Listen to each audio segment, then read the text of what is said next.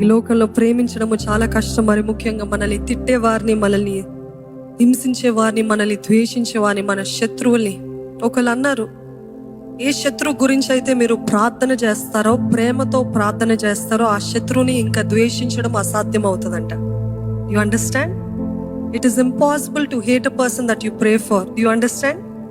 ఎవరి నిమిత్తం అయితే మీరు ప్రార్థన చేస్తారో వారిని ద్వేషించడము అసాధ్యం. ఈరోజు మనందరికీ అభిషేకము కావాలంటే ఎస్, ఆత్మవరాలు కావాలంటే ఎస్, వి వాంట్ ఇట్. కానీ దేవుడు అన్నాడు, విశ్వాసము, నిరీక్షణ, ప్రేమ, వీటన్నిటిలో విలువైనది ఏంటండి? ఏది? గట్టి చెప్పండి. అన్నిటికంటే ముఖ్యమైనది ప్రేమ. ఈరోజు ప్రేమించే హృదయము నాకు దయచే ప్రభా. నన్ను ద్వేషించే వారిని తిరిగి ప్రేమించి, నిన్నటి దినాన్ని కూడా అదే చెప్పాను. God always asks us to do the impossible and uncomfortable. It is not impossible but uncomfortable కదా. ఏదైతే మనకి నచ్చదో అదే చేయమంటాడు. ఈరోజు దేవుడు మిమ్మల్ని ఎవరో ప్రేమించమంటున్నాడు. నాకు వద్దు వాళ్ళు అని అంటే దేవుడు అదే ఆ వ్యక్తినే ప్రేమించగలుగుతావా?